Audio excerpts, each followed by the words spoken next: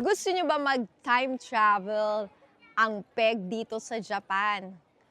Pues pumunta kayo dito sa Beacon Historical Quarter. Dito nga yan sa Kurashiki, Okayama, Japan.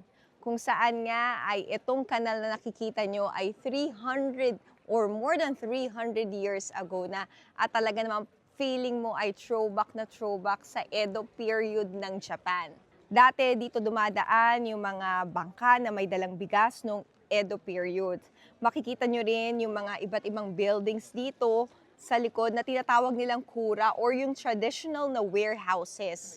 Ginagawa yun para protektahan yung goods laban sa mga sunog o kaya naman ay sa baha.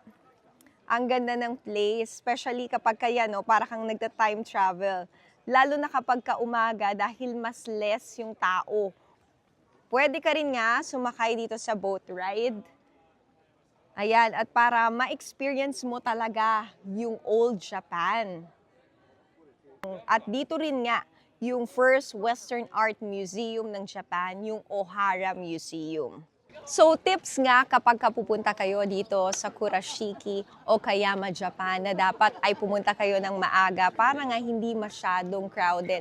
At kung pipiliin, huwag kayong pupunta ng weekends. Pumili kayo ng weekdays. At talagang huwag niyong papalampasin yung mga side streets na may mga hidden gems dahil dun kayo makakatuklas ng hidden gems ng Japan. At isama niyo na nga ito sa inyong list kapag pupunta kayo dito sa Japan. Mula dito sa Kurashiki, Okayama, Japan, ako si Faith Del Mundo, hatid ng magandang kwento.